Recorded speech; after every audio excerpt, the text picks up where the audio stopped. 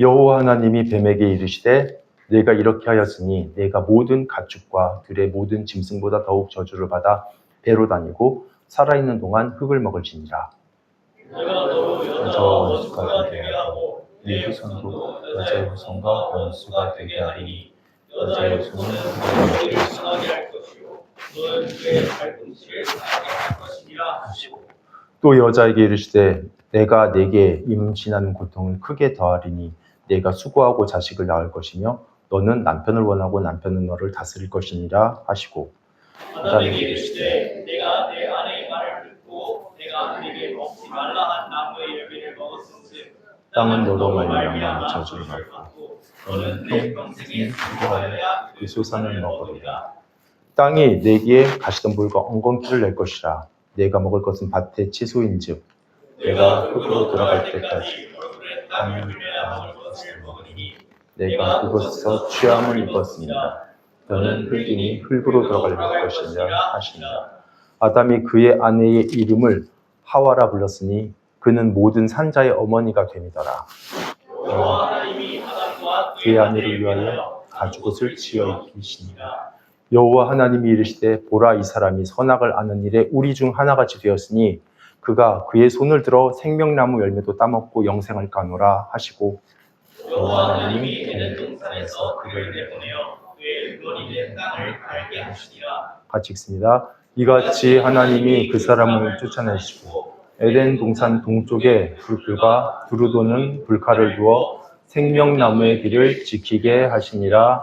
아멘. 예, 모든 사람들이 다 싫어하는 게 다르잖아요. 근데 바퀴벌레 싫어하는 분도 있고, 이제 저 같은 경우는 이제 제일 싫어하는 게 이제 쥐하고 뱀인데요. 예전에 어떤 다큐에서 그 뱀이 쥐를 잡아먹는 장면을 본 거예요. 너무 끔찍했는데, 그러니까 쥐를 삼키니까 뱀이 이렇게 몸이 가는데 그 중간에 이게 쥐 모양이 실루엣이 이렇게 그대로 나온 채로 이게 이제 바닥을 이렇게 기어가더라고요. 그래서 상당히 오랜 동안 그 기억이 안 잊혀졌습니다.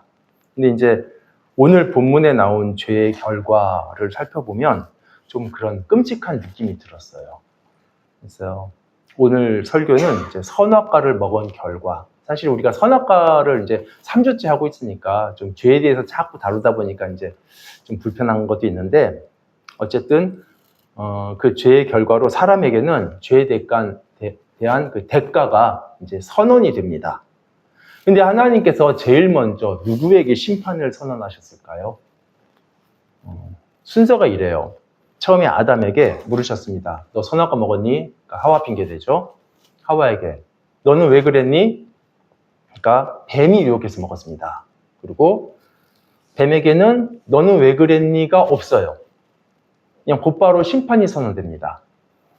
그리고 나서 여자에게 심판하시고 그리고 마지막으로 남자에게 심판하십니다. 그러니까 이 순서가 이제 나중에 가면 좀 의미가 있어요. 그러니까 방금 말씀드린 대로 하나님은 사람하고 뱀에게 각각 좀 다르게 대하신 것 같아요. 보통 사법적으로 옳고 그름만 따지는 뭐 그런 수사관이나 이런 사람들은 왜 그랬니 이런 거 굳이 물어볼 필요 없어요. 뭘 했는지만 조사해가지고 그 행동에 맞게 벌만 내리면 끝입니다. 그런데 하나님께서는 사람에게는 그 이상의 관심을 가지시죠. 마치 좀 잘못한 자녀를 대하듯이 왜 그러니 이렇게. 근데 이제 뱀에게는 바로 형벌로 가십니다. 그래서 뱀한테 하신 저주를 먼저 보면 14절을 읽어보겠습니다. 자, 시작. 여호와 하나님이 뱀에게 이르시되 내가 이렇게 하였으니 내가 모든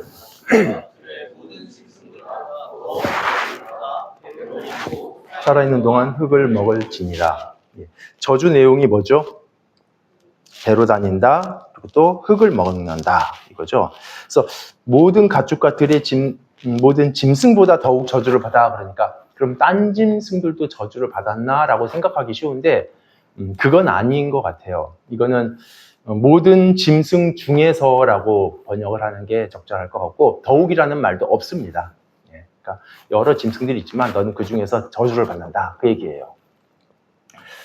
뱀한테 말씀하신 이 저주는 그냥 우리가 생각하기에 그 기어다니는 그런 생물학적인 뱀한테만 하신 건 아닐 거예요.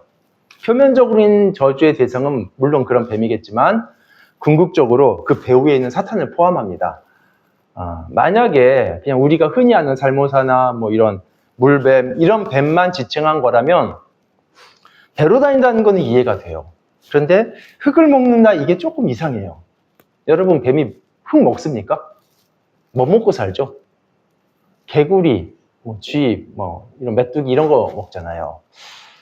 그렇다면 분명히 이거는 뭐 그냥 일반적인 생물학적인 뱀을 말하는 건 아닌 것 같은데, 그럼 도대체 흙을 먹는다, 이게 뭐지? 이거에 대해서 해석이 여럿 있습니다. 이제 여럿 있는데요. 배로 기어다니니까 당연히 뭐 이렇게 흙이 입이나 코로 들어갈 거 아니냐. 그래서 그걸 얘기하는 거다. 또 어떤 분은 이제 뱀이 혀를 이렇게 낼렁거리잖아요. 냄새 맡는 거라 그러던데, 이제 그거를 갖다가 이제 흙을 먹는 거로 표현한 거다. 이제 그렇게도 표현하고, 이제 성경 용례에서는 미가나 시편이나 이사야서에 보면 이런 게 있어요. 그러니까 티끌을 핥는다라는 표현이었는데, 그거는 굉장히 비천해진 상태를 말하는 이스라엘식 관용어입니다. 근데 이제 본문에 나온 거는 그냥 핥는다가 아니라요, 흙을 먹는다. 그러니까 히브리어의 아칼이라는 동사는 밥 먹을 때 쓰는 동사거든요. 그러니까 뱀이 흙을 먹는 거는 진짜 흙을 음식으로 먹는 그런 거예요. 도대체 뱀이 먹는 흙이 도대체 뭘까? 당장은 선명하지가 않습니다. 그런데 이제 하나님께서 뱀에게, 그리고 여자에게, 아담에게 심판을 이제 선언하시잖아요. 그리고 다 끝나고 19절 맨 끝에 이 말을 덧붙이세요. 아담에게. 너는 흙이니 흙으로 돌아갈 것이니라. 그렇게 하시면서 마무리를 지세요. 보세요. 뱀한테 너는 흙을 먹고 살 것이다. 그리고 맨 끝에 아담에게 너는 흙이다. 이렇게 말씀을 하시는 겁니다. 물론 여기서 흙은 인간의 죽음 이후의 상태를 말하는 거예요. 그러면서 동시에 그 뱀이 흙을 먹는다라는 거는 범죄한 영혼을 삼켜버리는 그런 상징을 보여줍니다. 물론 이제 인간의 영혼이 진짜 그 뱀의 뱃속으로 이렇게 들어간다, 그거를 말하는 건 아니고, 사람의 형벌과 그 사탄에 대한, 뱀에 대한 저주가 연결된 상황입니다. 어쨌든 아주 좀 끔찍해요. 이 그림이. 그래서 사람이 한평생 살다가 결국은 흙으로 돌아갔는데, 그것으로 끝이 아니라 뱀에게 먹혀버리는 상태, 이게 이제 본문이 보여주는 그림입니다. 모든 인간의 운명은 사탄의 밥그릇 안에 있고요. 뱀은 지금도 그 흙을 한 명씩 한 명씩 삼키고 있어요. 지금도. 그 아마존에서는 아나콘다라는 그런 거대한 뱀 아시죠? 영화로도 나왔어요, 예전에. 그 공포 영화로 분류되잖아요. 그 멧돼지도 삼키고, 뭐 상상하기는 싫지만 사람 크기도 삼키고. 그런데 그 상상하기 힘든 그 끔찍한 일이 범죄한 모든 인간의 결국이라는 거죠. 그래서 모든 사람들은 죽음을 앞두고 두려움에 떨면서 이게 버텨보지만, 뭐 버틴다고 버텨지는 건 아니잖아요. 왜 이렇게 된 겁니까? 우리가? 하나님의 형상이고 존귀한 우리가? 뱀의 유혹을 믿고 먹지 말라 한 선악과를 먹은 결과 이제는 뱀에게 먹히는 신세가 돼버렸어요. 제대로 속은 거죠. 죄의 결과는 이것뿐이 아닙니다. 우리 17절을 한번 같이 읽어보죠. 자, 17절 시작. 아담에게 이르시되 내가 내 아내의 말을 듣고 내가 내게 먹지 말라 한 나무의 열매를 먹었은즉 너로 인하여 저주를 받고 너는 평생의 수고에 의해 그 소산을 먹으리라. 평생 동안 수고하고 고생해야 먹고 살 수 있습니다. 많은 사람들이 이제 노동이라는 것을 죄의 결과, 타락의 결과로 이제 말씀하시는 분들이 있는데, 그건 조금 다릅니다. 타락의 결과로 일의 개념, 일의 의미가 달라진 거예요. 사람의 역할, 원래 사람의 일은 뭐였냐면 하나님을 대리하는 일이었기 때문에, 하나님스러운 일이었기 때문에 굉장히 영광스럽고 행복하고 즐거운 일입니다. 왕권을 행사하는 거였어요. 그게 이 하나님께서 만드신 온 우주를 이렇게 다스리고 가꾸고 섬기는 것. 그래서 다스리다와 섬기는 게 병치로 나옵니다. 반대말 같지만. 그런데 죄로 인해서 이제 사람의 일은요, 먹기 위한 조건, 수단이 돼버리고 상당히 수고롭고 고달픈 인생이 돼버렸습니다. 그러니까 이제 선악과를 먹은 인간은 이제 먹기 위해서 고생을 해야 돼요. 이 수고가 죄의 결과이기 때문에 절대 안 없어집니다. 과학을 발전시키면 뭐 인간의 수고도 없어질 것 같잖아요. 뭐 로봇이 청소도 대신 해주고 뭐 일도 대신 해주고 사람은 수고가 없어질 것 같지만 그렇지 않아요. 이거는 사람의 존재에 묻어 있습니다. 수고는. 그래서 제가 이제 대학 졸업하고 자동차 회사에서 이제 근무를 했는데 그때 선배님들이 저한테 너는 참 좋은 시절에 입사했다 이러더라고요. 그러니까 이유가 뭐냐면 제가 입사하기에 뭐 몇 해 전부터 이제 산업체에 컴퓨터가 제대로 적용되기 그런 시기였어요. 그때. 그 이전에는 컴퓨터가 있어도 잘 못 쓰고 이런 시기였는데 여러분 자동차 회사니까 기계 도면이 좀 많겠어요? 엄청 많죠. 근데 이제 그 예전 시대에는 그 도면이 하나 필요하면요. 그 하나 설계도 한 장 만들려면 정말 며칠 꼬박 걸렸는데 컴퓨터로 하면 너무 쉬워졌죠. 그리고 한 장 더 필요하면 또 똑같이 그려야 되는데 뭐 버튼만 누르면 5분 안에 찍 나오니까 대형 프린터로. 그러니까 선배님들이 자기들은 엄청 고생하면서 일했는데 저는 이제 좋은 시절에 입사했다고. 근데 이제 그때 속으로 좀 그렇게 얘기했어요. 왜냐면 겉으로는 말 안 했고 속으로 아니 그렇게 좋아졌으면 야근을 왜 해요? 뭐 이렇게. 왜냐면 보세요. 상식적으로 며칠 걸릴 일을 5분 안에 끝났으면 사람은 이제 놀고 먹어야 되는데 항상 바빴거든요. 여러분 제가 그때 회사 다닐 때랑 지금이랑은 뭐 세월도 많이 지났지만 기술도 아마 하늘과 땅 차이일 겁니다. 제가 지금 기술은 모르겠어요. 근데 엄청 많이 발전했겠죠. 퍼포먼스도 뭐 수십 배, 수백 배일 텐데 근데 지금 다들 바쁘잖아요. 인류는 과학도 발전시키고 여러 자원들도 개발하면 행복하게 살 수 있는 유토피아, 지상낙원이 될 거다 이렇게 생각을 합니다. 그런데요, 뭘 해도 이 땅에서는 그런 유토피아가 만들어지지 않아요.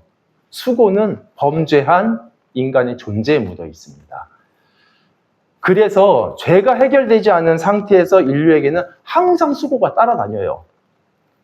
물론 이 주변에 보면 저 사람은 수고를 안 하고도 잘 사는 것 같은데 그렇게 보이는 사람이 있죠.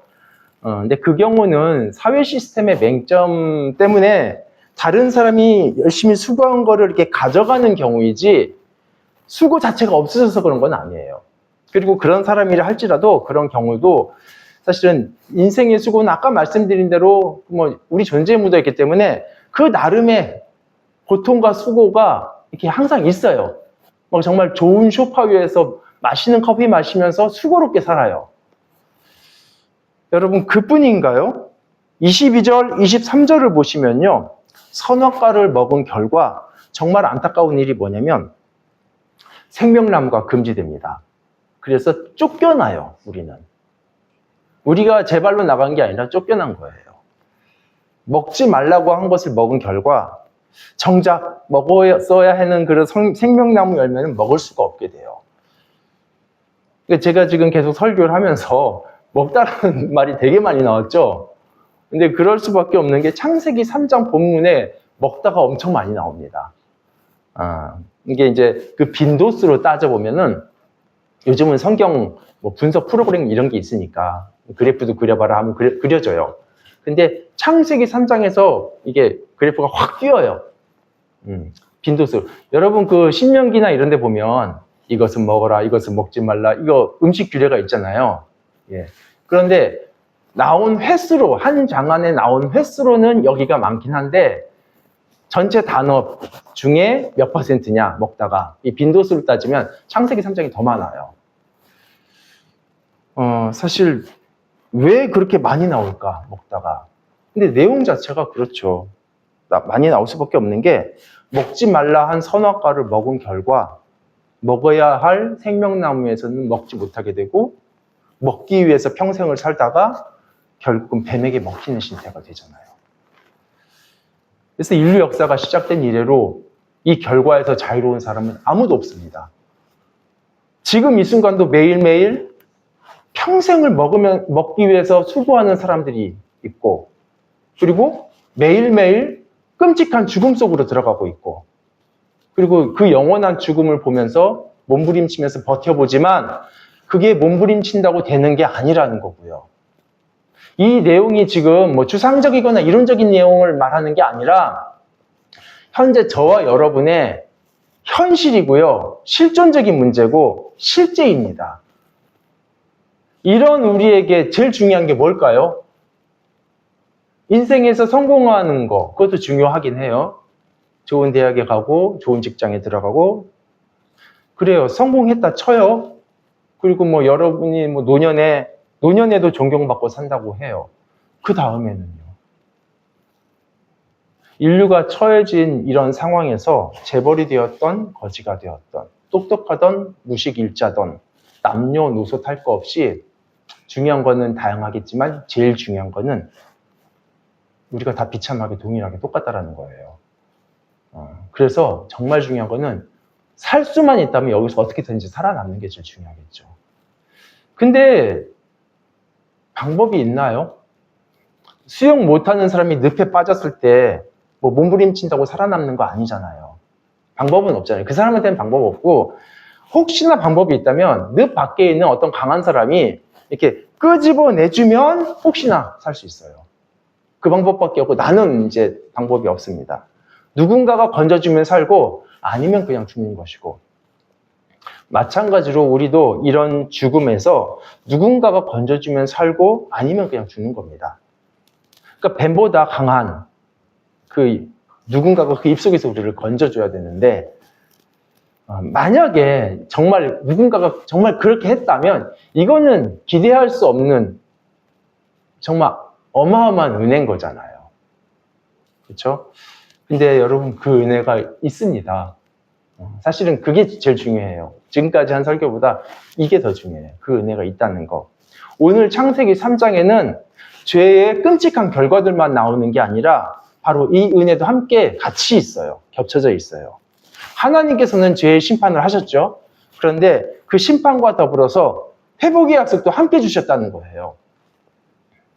자, 그 회복의 약속이 뭐냐? 이거를 먼저 나누기 전에 질문 하나를 먼저 드릴게요. 여러분, 오늘 이제 본문에서 하나님께서 형벌을 선언하셨잖아요. 뭐 이렇게 우리에게 사람에게.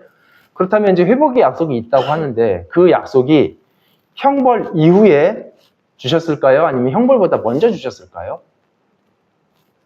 사실 상식적으로, 일반적인 상식적으로 보면 형벌 선언 이후에 회복의 약속이 오는 게 뭐 당연해요. 그게 상식입니다. 예를 들어서 어떤 학생이 잘못을 했는데 이제 선생님한테 딱 걸렸어요. 그러니까 선생님이 야, 너 일로 와. 너 손바닥 대, 열 대. 이렇게 했는데 얘가 좀 반성하는 것 같아요. 그러니까 에이, 이번에 용서해 줄 거니까 앞으로 조심해. 이게 보통의 그 순서잖아요. 만약에 그 선생님이 반대로 야, 너 이제 이번에는 용서해 준다. 잘해. 그래 놓고 자, 손바닥 대. 이거는 되게 이상한 거잖아요. 그런데 하나님께서는 이상하게도 그 두 번째 방법으로 하셨습니다. 회복의 약속을 먼저 주셔놓고 형벌을 선언하셨어요. 자, 보세요.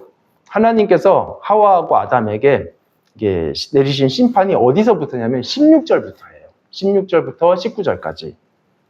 그런데 하나님께서는 그거보다 딱 한 박자 앞에, 한 절 앞에 15절에서 그 구원을 우리에게 말씀하셨어요.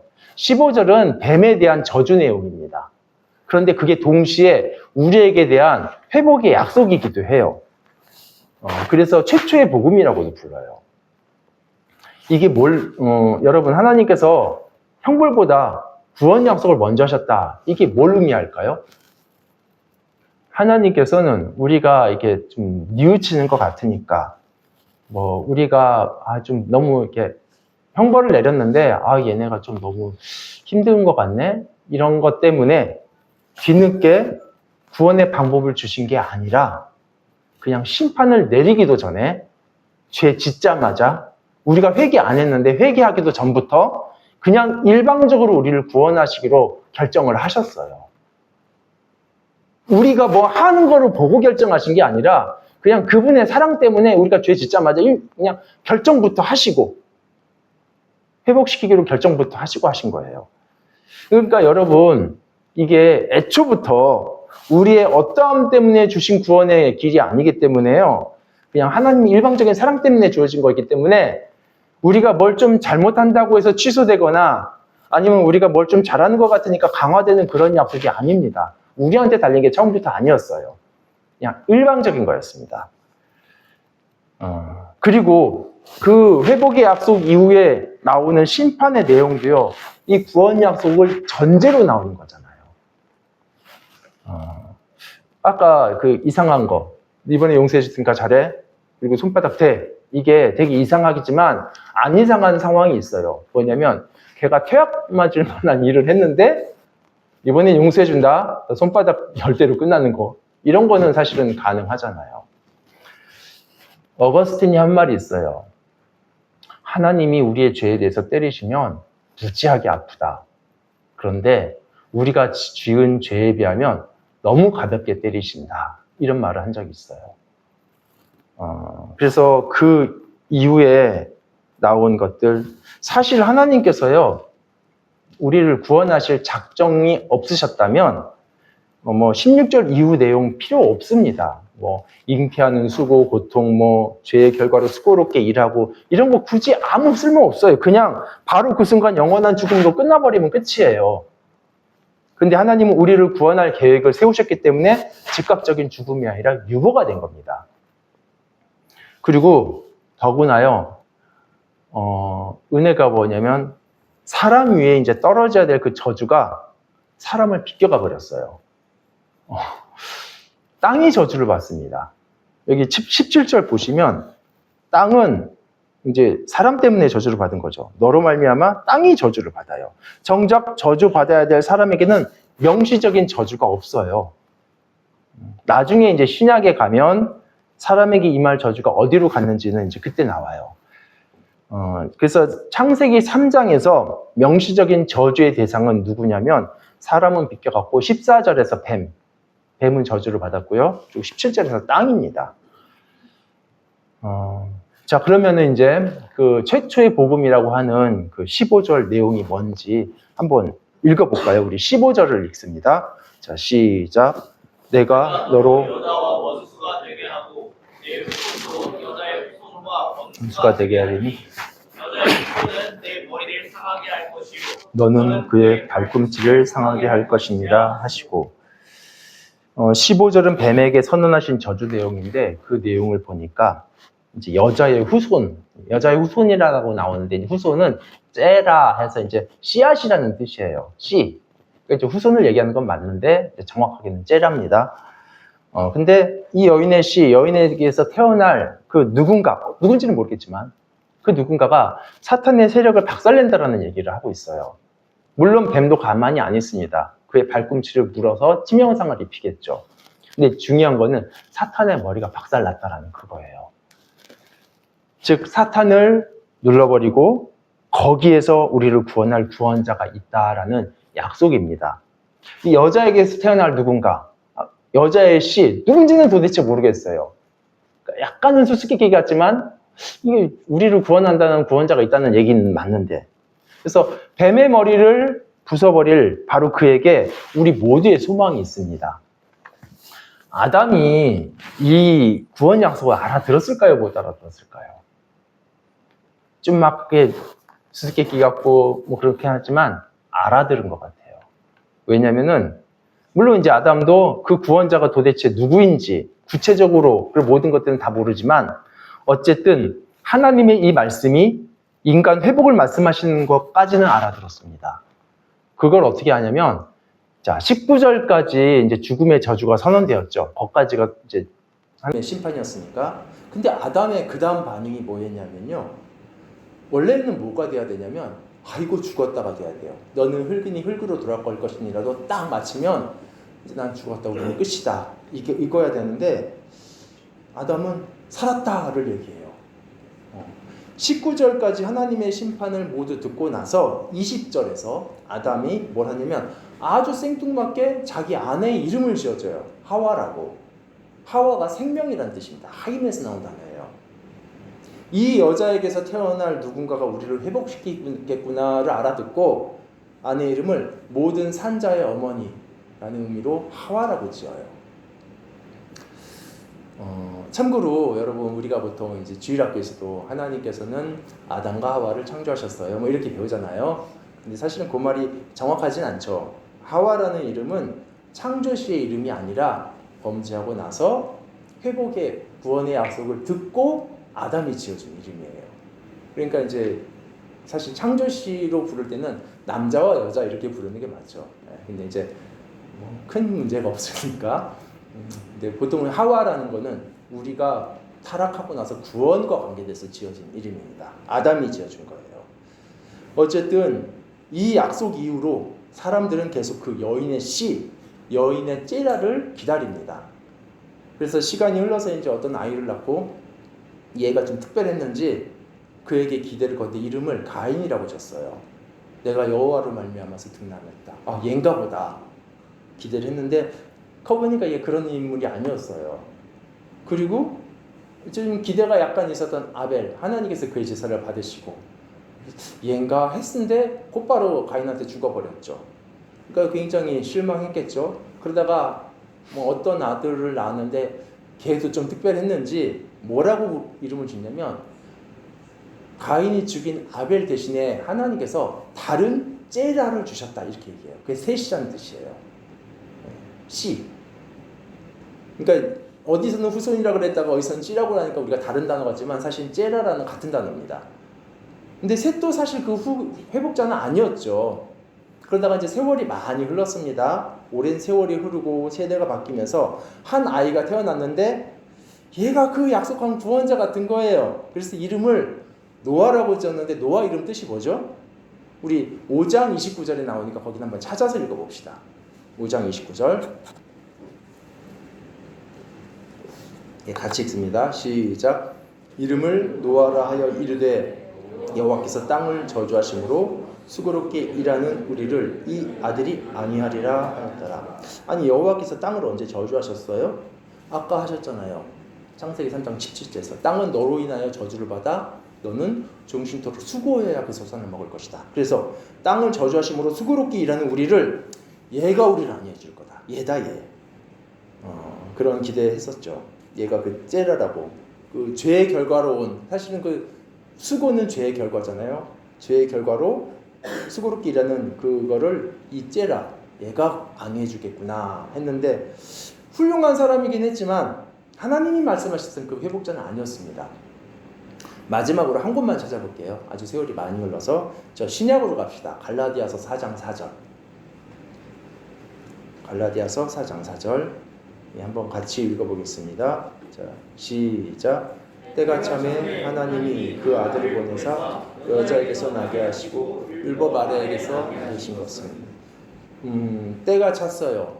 정말 하나님의 때가 찼는데 막상 왔는데 누구냐면 하나님의 아들이 왔네요. 여기까지는 몰랐었는데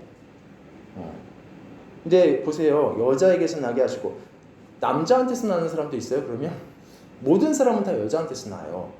그럼에도 굳이 성경이 여자에게서 나게 하신다라는 표현은요. 창세기 3장의 그 구원의 약속을 염두에 둔 표현입니다. 동시에 남자로 말미암지 않고 동정녀에게서 나신 것도 표현해요. 그래서 여자의 씨였던 거예요. 창세기에서. 여러분 그 성경 중에 서점에 가면 팔아요. 관주 성경이라는 게 있어요. 그럼 뭐냐면은 이게 열어보면 이제 이 구절에 이것과 내용이 관련된 그런 구절들을 서로 링크를 해놓은 그런 성경책이 있습니다. 근데 관주 성경으로 보면 갈라디아서 4장 4절은 창세기 3장 15절하고 링크되어 있고요. 그리고 동정녀 탄생이 예언된 이사야 7장 14절하고도 링크되어 있어요. 즉 하나님께서 약속하셨던 그 여인의 씨 째라를 계속 기다렸는데 때가 찼어요.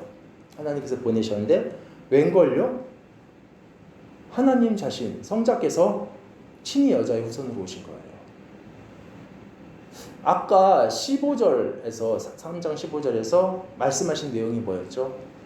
여자의 씨는 뱀의 머리를 상하게 할 거다. 그리고 뱀도 그의 발꿈치를 물 것이다.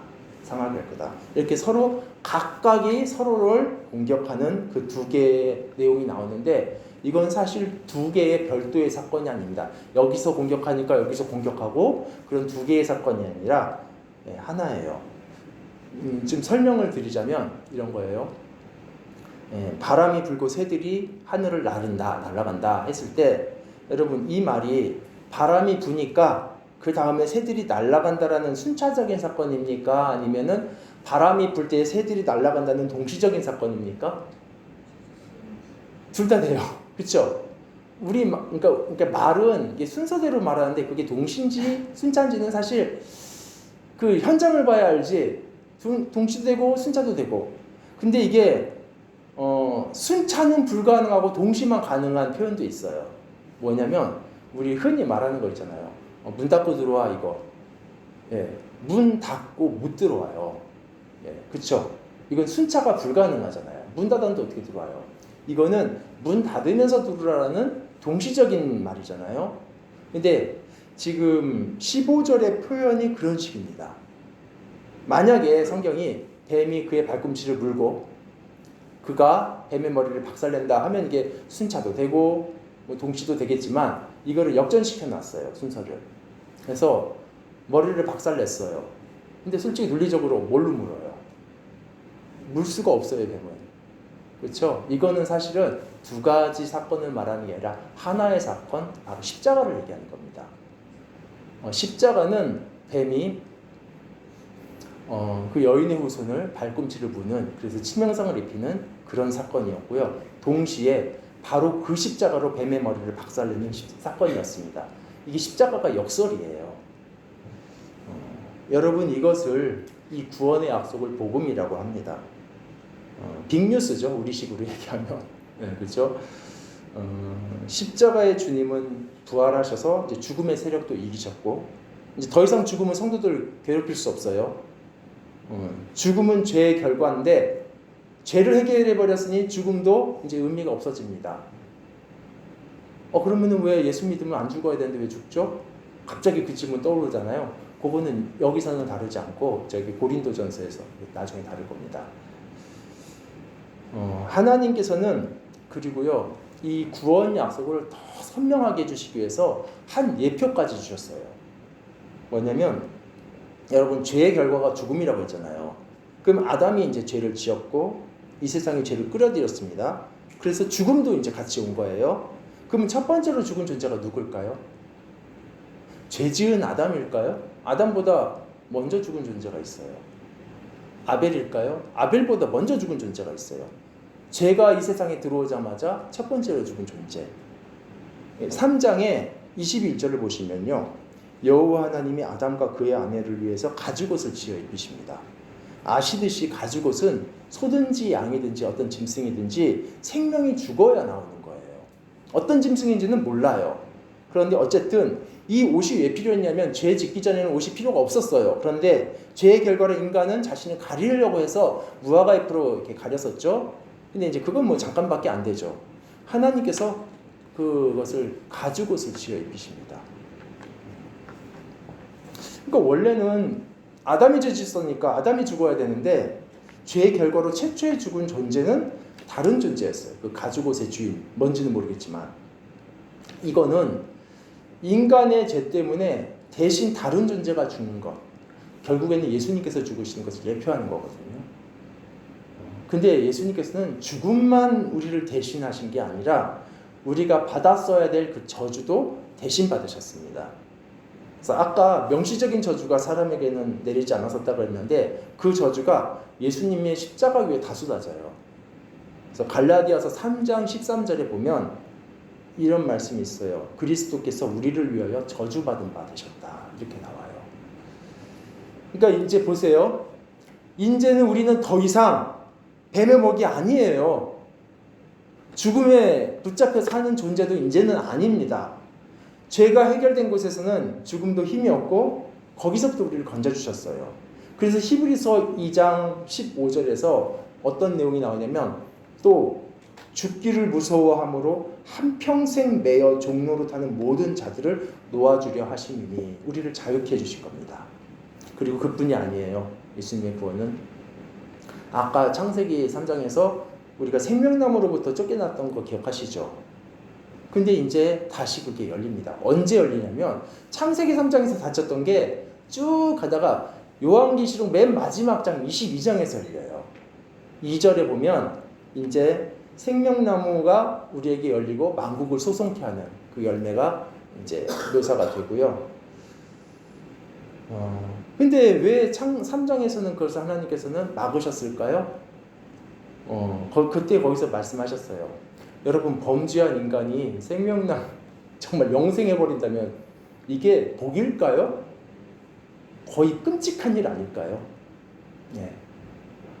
범죄한 인간이, 타락한 인간이 영생하게 되면 그건 정말로 끝장으로 가버리는 겁니다. 거의 사탄과 같은, 저도 모르겠어요 어떻게 될지는.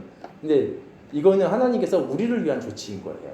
여러분, 부모님은요, 아이들이 손이 더러운 손에다가는 맛있는 케이크를 안 줘요. 씻고 오게 한 다음에 주죠. 우리도 회복시킨 다음에 이 생명나무를 우리에게 열어주십니다. 그리고 사실 그뿐이 아니라 이제 그 다음 절 22장 3절 보면 이제는 다시는 저주도 없다 이런 얘기도 나오고요. 회복이죠. 근데 이제 3장에서는 거기까지 얘기 안 하지만 성경 전체를 읽어보면 이 회복도 우리가 상상하는 것 이상입니다. 우리는 에덴에서 타락해서 이렇게 떨어졌다가 하나님께서 다시 에덴으로 회복시키는 게 아니에요. 이렇게 회복시키는 거예요. 이겁니다. 이거는 이제 오늘 본문이 말하는 건 아니기 때문에 이건 말씀드리지 않을게요.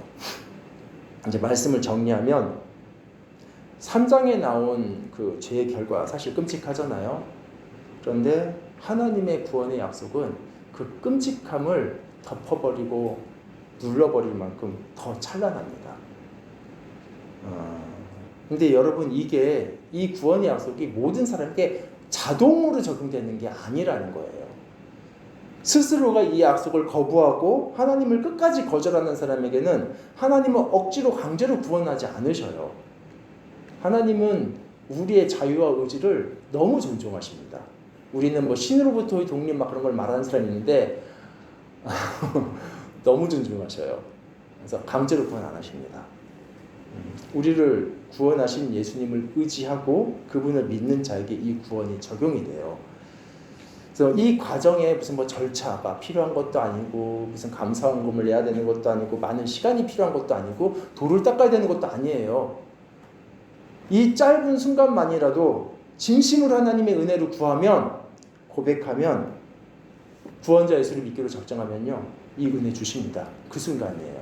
십자가의 강도 아시잖아요. 근데 그 선택을 여러분이 직접 해야 돼요. 직접. 여러분, 예수를 꼭 믿으세요.